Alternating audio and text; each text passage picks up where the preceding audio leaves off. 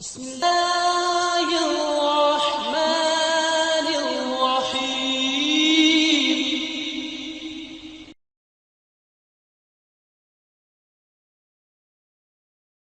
الحمد لله وسلام على عباده الذين اصطفى. 16واں پارہ سورہ طٰہ، آیات مبارکہ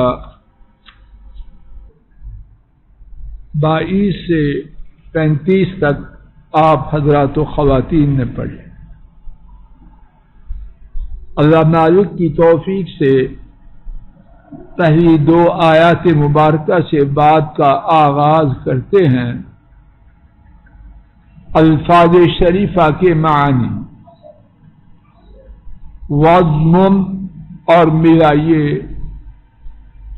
یدا کا اپنے ہاتھ کو، اِلیٰ جناحک اپنے پہلو کی طرف، تخرج نکلے گا بیضاء سفید، من غیر سوء بغیر کسی بیماری کے، آیتاً اخری دوسری نشانی، لنریک لے تاکہ، نریک ہم آپ کو دکھلائیں، من آیاتنا اپنی آیات سے، الکبریٰ بڑی۔ بمحاورہ ترجمہ، اپنے ہاتھ کو اپنے پہلو کے ساتھ ملائیے، بغیر کسی بیماری کے وہ سفید نکلے گا، دوسری نشانی، تاکہ ہم آپ کو اپنی بڑی آیات میں سے دکھلائیں۔ حضرت موسیٰ علیہ السلام کے سر مبارک پر تاج نبوت اور تاج رسالت جب سجایا گیا، اس وقت رب العالمین کے ساتھ ان کی جو گفتگو ہوئی، مولا کریم نے اس گفتگو کو امت اسلام کے لیے ہمیشہ ہمیشہ کے لیے اپنے کلام پاک میں محفوظ فرمایا۔ اسی گفتگو کا کچھ حصہ گزشتہ دروس میں پڑھا جا چکا ہے، آج بھی اسی گفتگو کا کچھ حصہ اللہ تعالیٰ کی توفیق سے سنتے سناتے ہیں کہ اللہ کہنے اور سننے والوں کو ان میں جو فوائد، حکمتیں، دروس اور نصیحتیں ہیں ان سے آگاہ فرمائے اور ان سے فائدہ اٹھانے والوں میں اپنی رحمت سے شامل فرمائے۔ موسیٰ علیہ السلام کی پہلی نشانی جو انہیں رب العالمین کی طرف سے دی گئی، پہلا معجزہ، وہ چھڑی کا پہلے چھری کی طرح چمکتا ہوا پتلا سا سانپ بننا اور پھر اس کا اژدہا کی شکل میں تبدیل ہونا، اس بارے میں بات اللہ کی توفیق سے ہو چکی ہے۔ اب دوسری نشانی، دوسرا معجزہ،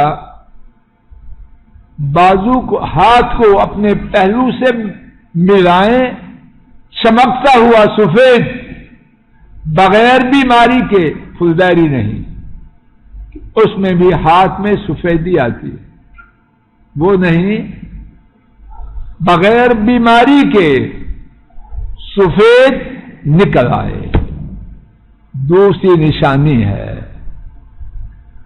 اور یہ 2 نشانیاں لنريه من آیاتنا الکبری لنریک من آیاتنا الکبری، مزید نشانیوں کے دکھانے کی تمہید ہے۔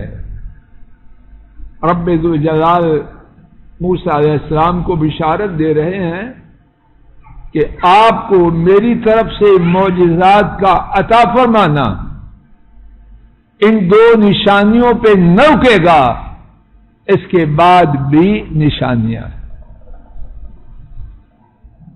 گزشتہ گزشتہ سبق کے معجزہ کے حوالے سے یہ بات عرض کی گئی ہے، اور وہی بات یہاں بھی ہے کہ رب کریم نے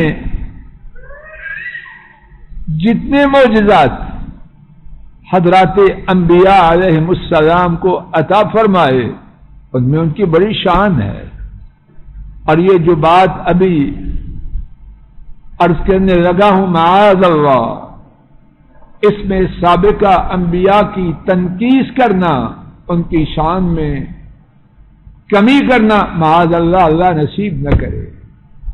تمام انبیاء کا احترام ہمارے ایمان کا حصہ ہے۔ جو کسی نبی کی شان میں ادنا گستاخی کرے وہ اپنے ایمان کی فکر کرے، یہ معاذ اللہ مقصد نہیں، لیکن تلک الرسل فضلنا بعضهم على بعض، اللہ مالک نے کچھ رسولوں کو دوسرے رسولوں پر فضیلت عطا فرمائی، اور سارے رسول بڑی شان والے، پوری امت مل جائے کوئی نبی کوئی رسول اس کا مقابلہ نہیں کر سکتا۔ ہمارے مسلمانوں کے ہاں الحمدللہ اللہ نے ہمیں یہ اعزاز بخشا ہے، کسی نبی کی گستاخی اللہ کی فضل و کرم سے تھوڑے عمل والا مسلمان بھی نہیں کرتا۔ یہ بدبختوں کی کرتوتیں ہیں، اور امت اسلام امید ہے اللہ کے فضل و کرم سے اس خرابی سے پاک ہے۔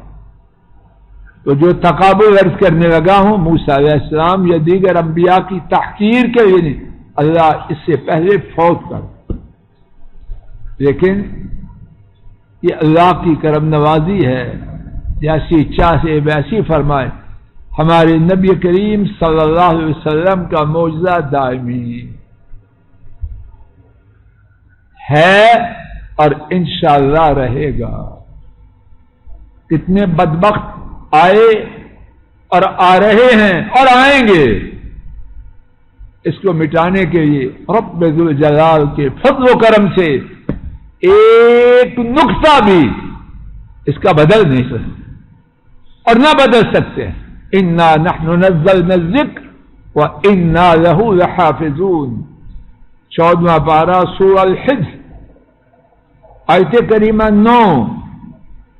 یقیناً ہم ہی نے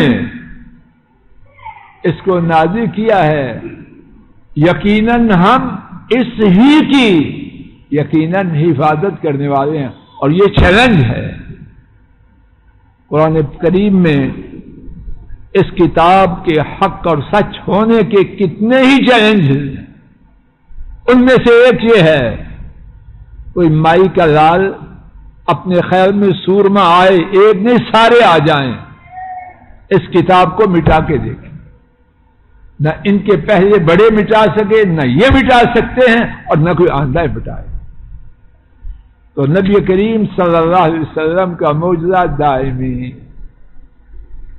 انبیاء علیہ السلام برحق نبی برحق رسول، لیکن دنیا سے تشریف لے گئے معجزہ ختم۔ موسیٰ علیہ السلام تشریف لے گئے، چھڑی کا معجزہ ختم۔ یہ بچہ کن کے ساتھ ذرا اپنے پاس بٹھا دیں۔ اب پہلو کے ساتھ ہاتھ لگائیں، سفید نکلے۔ جب موسیٰ علیہ السلام اللہ کے پاس چلے گئے، کیا یہ معجزہ ان کے جانشینوں کے پاس رہا؟ نبوت دائمی، معجزہ دائمی، نبوت موقتہ، محدود وقت کے لیے، محدود لوگوں کے لیے معجزہ وقت۔ ایک اور بات اسی اور اس سے پہلے معجزے کے حوالے سے، ہر نبی کو معجزہ جو عطا فرمایا گیا اس زمانے کے حالات اور اس زمانے کے لوگوں سے اس کا میل، اس کی مناسبت بہت زیادہ ہے۔ اللہ کی باتیں ہیں، حکمت سے کس طرح خالی ہو سکتی۔ موسیٰ علیہ السلام کے دور میں جادوگروں کا زور تھا۔ ایک بات تو ہم پہلے گزشتہ سبق میں سن چکے، the might is right، جس کی لاٹھی اس کی بھینس، اور پنجابی میں 27 دا 100۔ طاقتور کہے 20 کو 7 سے ضرب دیں کتنے ہوتے ہیں عوان صاحب؟ عام لوگوں کے 100 اور عوان صاحب کے 140۔ عوان صاحب اس طاقت کا اثر تو ہونا چاہیے، اگر 40 بھی زیادہ نہ ہو تو عوان صاحب کیوں ہوئے؟ تب زور تھا جس کی لاٹھی، اللہ پاک نے کتنا زوردار معجزہ دیا، کوئی ٹھہر ہی نہ سکا۔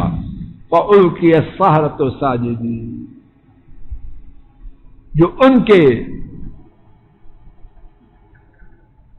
منتخب نمائندے تھے وہی سجدہ ریز ہو گئے۔ اللہ نے قوت دکھائی کہ نہ دکھائی؟ ایک اور مناسبت اللہ پاک بہتر جانے، علماء نے بیان کیا ہے، میری اپنی جیب میں کچھ بھی نہیں، پڑھا ہے عرض کر دیتے ہیں، اللہ ان کی نیکیوں میں اضافہ کرے، ہمیں بھی شریک کر دے۔ تب زور تھا جادوگروں کا، تو اللہ پاک نے وہ معجزہ عطا فرمایا کہ جادوگروں کا کھچومر نکال دیا۔ موسیٰ علیہ السلام نے چھڑی پھینکی، انہوں نے جو رسیوں کو آنکھوں پہ جادو کر کے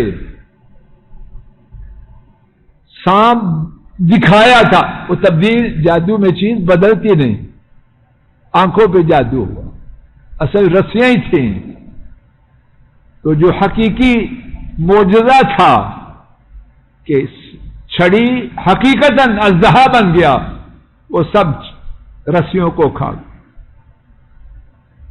اللہ پاک نے جھوٹ کا پول کھول دیا، جادو کا زور ایسا معجزہ دیا کہ جادو کو جڑ سے کاٹ۔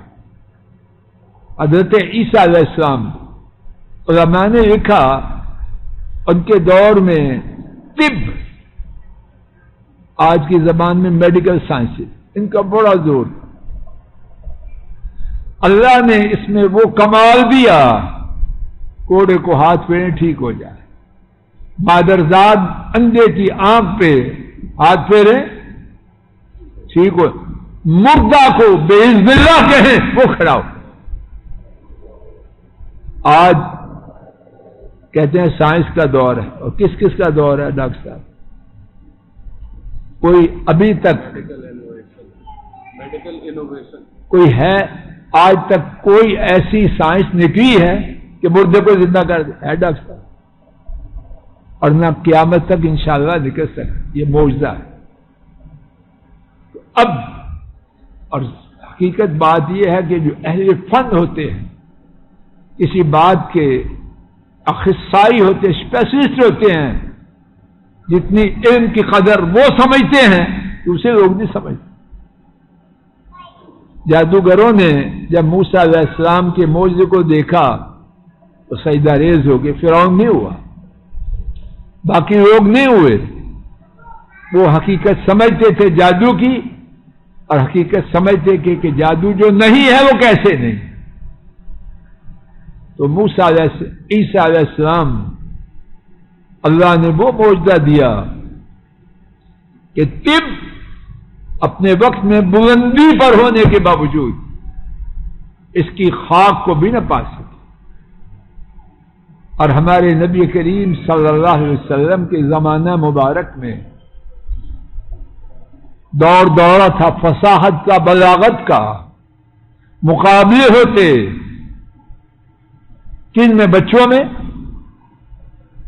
ہائی اسکول کے نہیں، قبیلوں میں شاعری کا خطیب، ہر قبیلے کا شاعر ہے، خطیب ہے، مقابلے ہوتے، اس میں جیت جیت ہے۔ اللہ پاک نے ان کی فصاحت و بلاغت کا تجسم توڑ دیا۔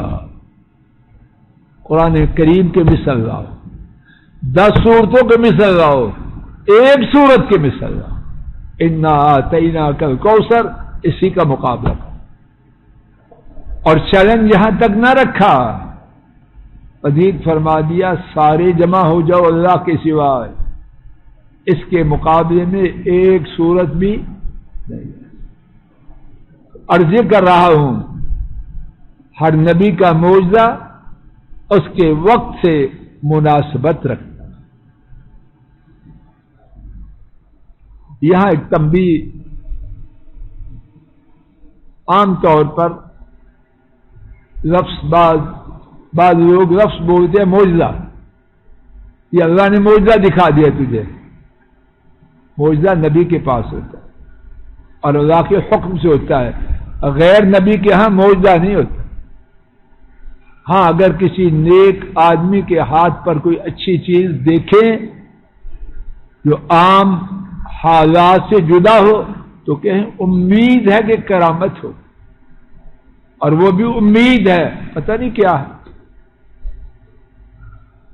نبی کی تو گارنٹی ہے، باقی کسی کی گارنٹی، عالم ہے یا غیر عالم اللہ جانے۔ اذهب الى فرعون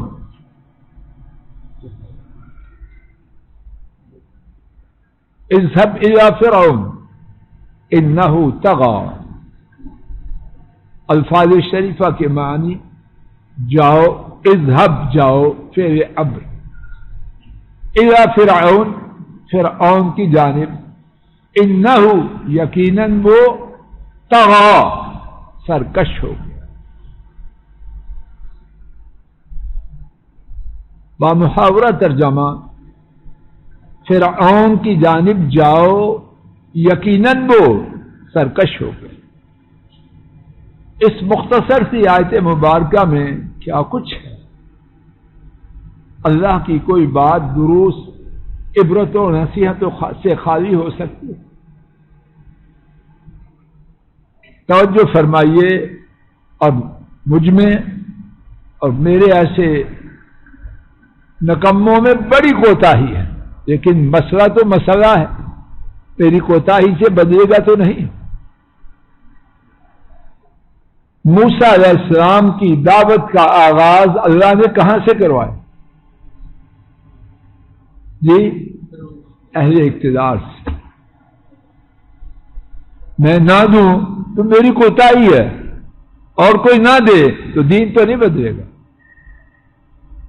اور اس کا یہ معنی نہیں چھوٹوں کو دعوت نہیں دینی، یقیناً دینی، لیکن دین کی دعوت کا نشانہ اہل اقتدار سب سے پہلے۔